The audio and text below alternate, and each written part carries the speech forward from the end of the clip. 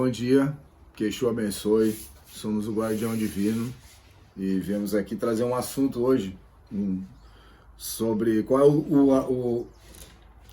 o cabeçalho ali do nosso vídeo de hoje.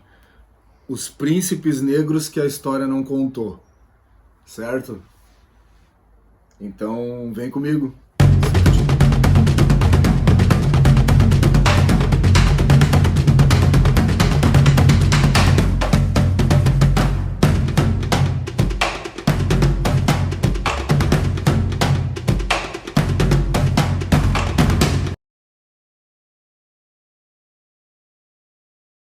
Se tu te interessar por esse assunto aí, puder compartilhar, se inscrever, a gente agradece para poder estar trazendo mais motivação, né? Quanto mais pessoas para a gente poder propagar a história dos nossos ancestrais, a história do Brasil, porque a história do nosso culto tem tudo a ver com a história do Brasil. Se a gente começar a estudar a história, a gente vai entender o nosso culto. Então tá, é isso aí. Vem comigo, a gente vai conversar hoje, a gente vai falar sobre o príncipe de Obá II. Você conhece o príncipe de Obá II? O nome dele era Cândido da Fonseca Galvão. Ele nasceu em 1845 na cidade de Lençóis, na Bahia, né? E como que ele é um príncipe de Obá, né? Da Nigéria? Porque ele era neto de um grande Obá da Nigéria, certo? Aí o pai dele foi escravizado e veio para o Brasil e ele nasceu aqui no Brasil, certo? Então, esse homem, esse Cândido da Fonseca Galvão, o nosso príncipe de Obá II, ele se alistou e lutou na Guerra do Paraguai, certo?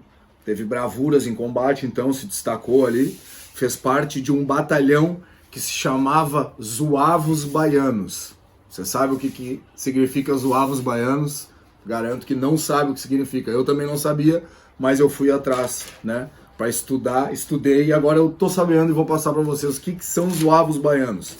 Então, Zuavos Baianos, eu anotei aqui, Zuavos Baianos eram um batalhão de soldados negros voluntários da Bahia que lutaram na Guerra do Paraguai entre 1864 e 1870, tá certo? Então esse era o nosso Cândido da Fonseca Galvão. Bom, ele era um homem negro, obviamente, né? Descendente de africanos, de pai e mãe. Era um homem muito alto, era um homem muito imponente, que tinha vestes sempre muito bem vestido, pela sua herança de rei. Ele tinha como eu posso dizer, ele era, vamos dizer, chegado de Dom Pedro II. Ele morava na Bahia, foi para o Paraguai, nessa Guerra do Paraguai. Depois da Guerra do Paraguai, ele foi para o Rio de Janeiro, certo? Onde ele ficou mais ou menos pela região da Pequena África. A gente conhece a história, né? A gente estuda, a gente conhece a história da Pequena África. É ali onde começou onde ebuliu toda essa questão ali da macumba carioca, que depois veio virar umbanda, quimbanda, enfim. Então, nessa época eles viviam ali, onde hoje a Lapa era o Morro da Providência. Então ele era um homem muito considerado dentro da comunidade, até porque ele lutou na Guerra do Paraguai, ele era dentro desse batalhão aí dos Zuavos Baianos. Ele teve, como eu disse, bravuras, enfim, ele lutou muito pela liberdade, né, pelo antirracismo, por todas essas questões, em uma época onde ainda estávamos no período de escravidão, término de escravidão, aquela luta ali, né, porque foi lá em 1808. Não, o término foi 1988, no caso, né? Foi isso, né? 1800, eu tô com 900 na cabeça. 1888, que foi firmada ali, assinado ali em termos, né? Mas essa luta, essa guerra já vem de muito antes. Vem lá dos anos de 1830 e pouco, se não me engano, com a revolta dos Malês, que também começou lá na Bahia.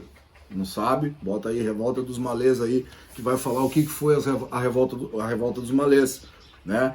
Os negros escravizados que se rebelaram contra aquele sistema e, enfim, mas a gente está falando agora desse príncipe aqui, de Obá II.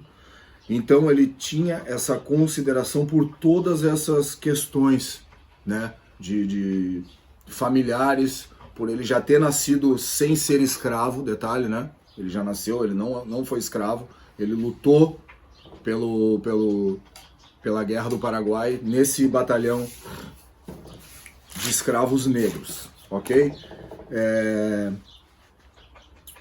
Uma vez ao ano, para você ver a importância, essa proximidade que ele tinha com Dom Pedro II, certo?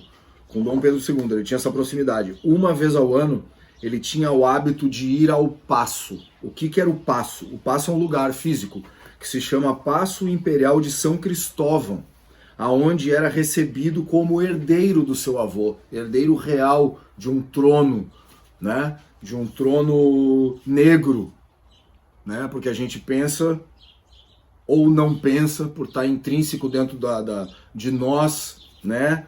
Brancos, racistas, classistas, dentro da nossa religião, a gente pensa que o nosso povo escravizado, eles eram apenas vagantes aí, sempre miseráveis, como deixaram eles, né? Aqui, nesse período de escravização. Mas não, eles são donos de terra, são donos de reinos, foram muito importantes e muitos desses vieram para cá. Um deles é o nosso querido Obá II. Então, esse hábito de ir ao Paço uma vez por ano era para ele receber essas condolências e também ser ouvido. Ele era uma voz que representava toda essa questão de escravização, de antirracismo, de anti-escravização, enfim, era a luta dele. Então, todo ano ele ia até o Paço de São Cristóvão, recebido pelo imperador, né? Imperador Dom Pedro II, e ali ele fazia as suas reivindicações, enfim, e ganhava suas congratulações pela sua história. Veja bem, Dom Pedro II fazia isso com ele.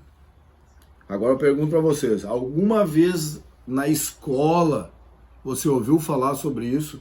Que já vem construído desde a nossa escola, que o povo negro, que o povo preto não tem história para contar, a não ser a história de corrente, a não ser a história de subserviência.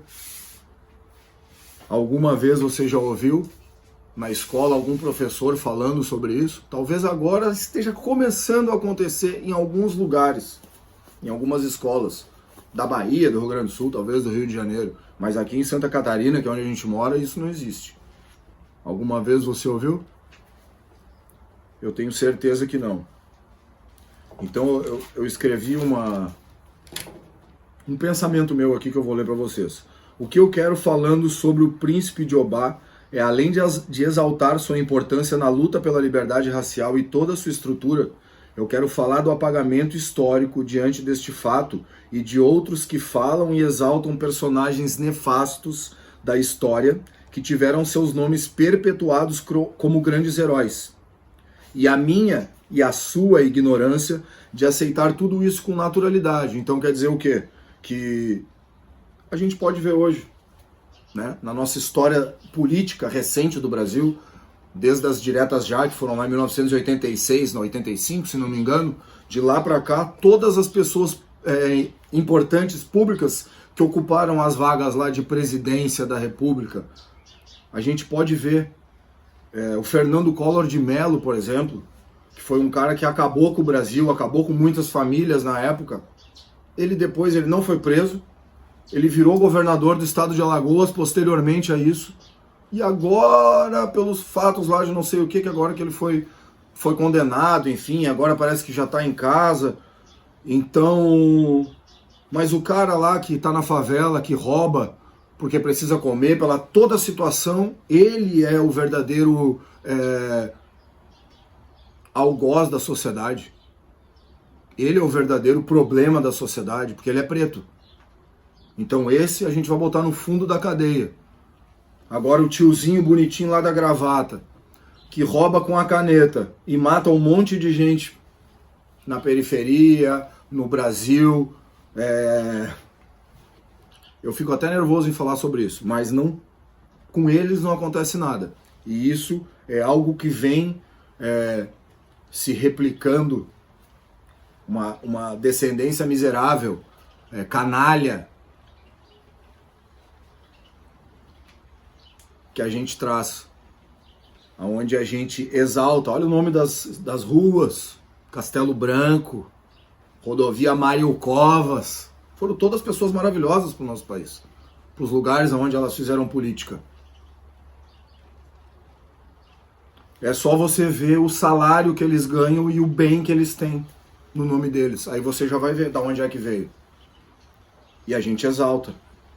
E isso vem já, como eu disse, de muito tempo, e isso vai para dentro do nosso culto, onde a gente exalta o que não deveria exaltar e esquece o que deveria exaltar, né? Que é no caso do nosso canal aqui do Guardião Divino, é exaltar sobre o povo preto e tudo que ele nos trouxe, tudo que a gente herdou e tudo que a gente carrega hoje dentro do nosso culto, né? Que a gente leva para a nossa vida.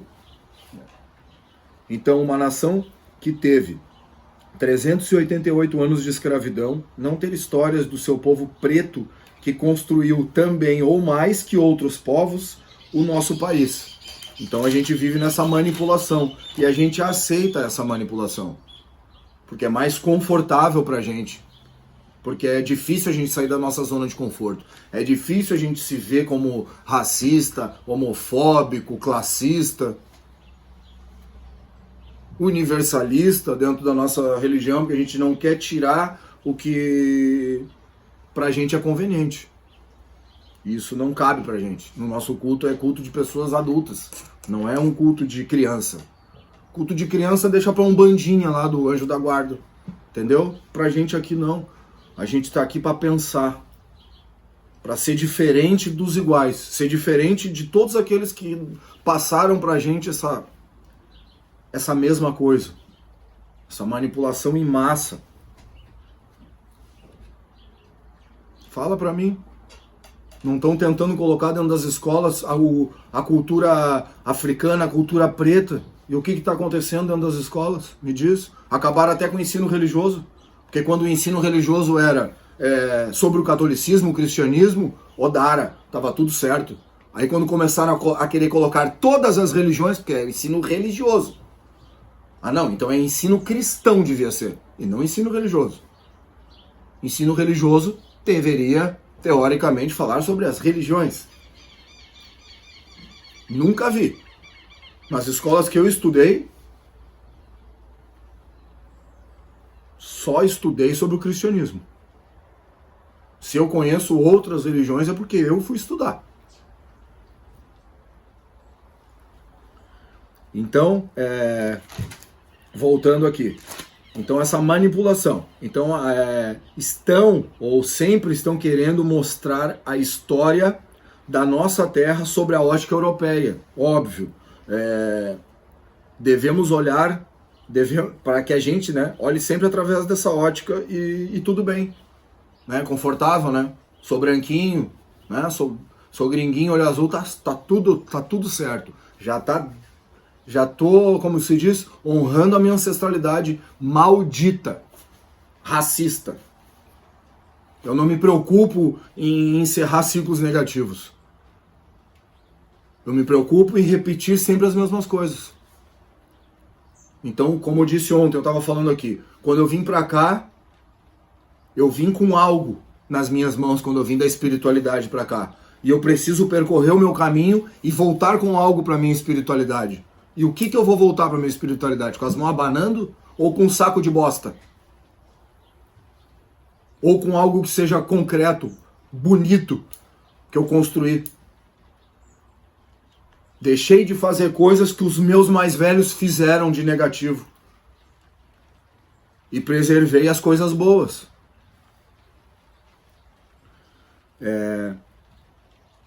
Mas na minha opinião, serve para que nós não cometemos os mesmos erros, né? para que a gente abra a nossa visão. É muito mais do que abrir a nossa visão. Eu coloquei aqui abrir a visão. É muito mais. É uma questão de se desconstruir para que a gente tenha humildade e exalte quem tem que ser exaltado. Não estou dizendo que a influência europeia não teve na religião, mas nessa aqui, nesse culto, não tem. Não tem influência.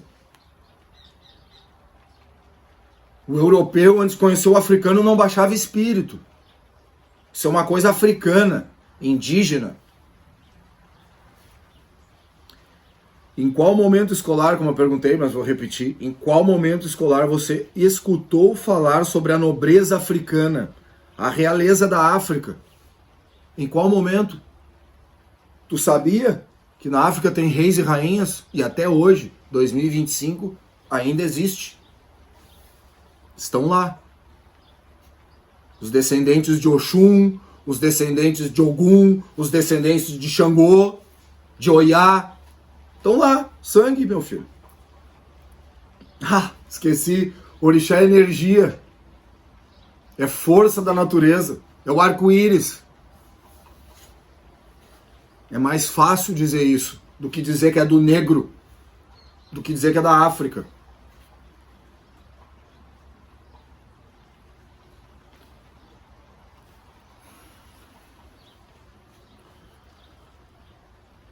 Claro, só os brancos podem ser reis e rainhas, né? Só eles podem. Viu como tu é racista? Viu como tu é classista? Por que tu não te desconstrói? É difícil, né? Faça um desafio, tenta. Pela tua ancestralidade. Se tu tem honra à tua ancestralidade, faça isso. Faça uma desconstrução. Vamos com nós. Entendeu? Faz diferente. Seja a diferença. O príncipe de Obá, como eu disse antes, né, mas vou explicar novamente, ele já nasceu no Brasil, porém era neto do Alafim Abiodun, certo? Um líder, um Obá, um rei líder, ok? Alafim de um reino iorubá da Nigéria, tá? Não vou entrar em é de lá, é de cá, não. Rei africano. Rei africano. Deixa eu falar aqui, acho que eu falei sobre o Passo, né? Ele tinha uma patente, o nosso Cândido da Fonseca Galvão, que se chamava na época Alferes, o nome da patente dele, que hoje seria como um subtenente, né? Um segundo tenente, acredito, mais ou menos isso, tá? E dos uavos baianos aí que eu falei, claro, eu trouxe esse estudo pra gente, falando sobre o príncipe de Obá II, pra gente exaltar a realeza africana, tá? Em primeiro lugar. Mas no link junto com exaltar a realeza africana, porque a gente não escuta falar sobre isso, a gente escuta da Maria Louca, da sei lá de quem, de todos os perturbados da Europa, a gente escuta falar, minissérie na Rede Globo, tudo. E a gente não escuta falar dos nossos negros, reis e rainhas. E a gente está na diáspora. E a gente tem que exaltar, né? Então, façamos isso, né? Vamos exaltar. Vamos tirar, botar vergonha na cara e fazer isso. É isso que a gente deve aos mais velhos, né, desse culto. Para finalizar aqui a história do príncipe de Obá, como eu disse, né, uma vez ao ano, só para repetir, que uma vez ao ano ele ia ao Paço, o Paço Imperial de São Cristóvão, onde ele era recebido como herdeiro do seu avô. Tinha influência, uma certa amizade ali com Dom Pedro II. Com a queda do Império em 1889, né, porque se você não sabe, em 1889 caiu o Império, certo? E aí veio a República, os republicanos tomaram ali e caçaram o posto de alferes, tá? Que tinha o Obá II. Lembra que eu falei do alferes? Alferes então era um posto militar que ele conquistou porque ele foi militar, ele se alistou, ele lutou, ele conquistou por bravuras, enfim, essa condecoração. E os caras simplesmente pegaram dele. Os caras pegaram, não, isso não te pertence mais, tu não é mais merda nenhuma, tá? Que nem fizeram e bem feito, com o Samuel Ajayi Crowther, que a gente... Crowther, né? Não sei qual direito a pronúncia, que a gente fez um outro vídeo sobre ele aí, né? Que ele foi cabeça de lata dos brancos, como se diz, foi um bonequinho, um fantoche, ficou ali de fantoche, né? Foi lá, bom, tem toda a história dele, no final ele tomou um pé na bunda, mas bem merecido, para esse aí foi merecido, mas para esse aqui não, mas isso mostra como o branco é chinelo, que nem diz lá no Rio Grande do Sul, ele é canalha, é sem vergonha, entendeu? Sem escrúpulos. Então tudo que ele lutou a vida inteira, seus 45 anos ali, né? Talvez ali na adolescência que ele tenha começado com a carreira militar, não serviu mais, caiu o império, pé na bunda, parceiro. Tu é merda agora, a partir de agora tu é merda. Tu é só mais um negro como os outros. Entendeu como é que funciona o negócio? E aí o que aconteceu? Ele morreu logo depois, em julho de 1890. Ou seja, um ano depois que caiu o Império. Tá? Então é isso pra gente ver. E por isso a gente não conhece a história dele. Né? Só se a gente ouvir alguém dizer ou se a gente for lá e pesquisar sobre o rei Jeová II, o Cândido da Fonseca Galvão, nascido em 1945, né? E deixou essa terra, voltou para Orum em 1890, certo? Então aqui eu finalizo falando sobre ele, né? É o primeiro que a gente vai falar sobre alguns e algumas, né, príncipes e princesas que tiveram suas histórias, né, aqui na diáspora, né, presentes, mas que a gente não conhece. E aqui a gente vai conhecer também, né? Não é só aqui, tem outros lugares que falam, né, na Xé de Exu sobre os nossos antepassados, mas aqui a gente vai falar. E no próximo vídeo, já vou fazer aqui minha propaganda do próximo vídeo, de quem que a gente vai falar, né, pegando essa onda aí, que agora tá bem na crista da onda, um outro príncipe, dessa vez falando lá da minha terra, do Rio Grande do Sul, mais especificamente em Porto Alegre. Eu sou lá de Porto Alegre, nasci no centro de Porto Alegre. No próximo vídeo a gente vai falar então sobre o Custódio, o príncipe africano que viveu em Porto Alegre, né? O nome dele inteiro é Custódio Joaquim de Almeida. Ele viveu em Porto Alegre, a gente vai falar sobre ele no próximo vídeo, né? Ele até é um tema da Escola de Samba da Portela em 2026 agora. Então a gente vai falar sobre ele. Vamos falar sobre outras pessoas também, como a Luzia Pinta. Você conhece a Luzia Pinta? Não? Ela viveu lá 1700, por aí, nessa época aí. Ela foi morta pela Inquisição, ela veio da África, de Luanda. Conhece Luanda? Luanda. Também podemos falar sobre isso no outro vídeo, né? Sobre essa confusão do nome Luanda com Aruanda, e Aruanda virou um... Bom, nem vou falar sobre, mas Aruanda hoje é um lugar, né? É um lugar espiritual onde vivem os espíritos. É brabo, viu?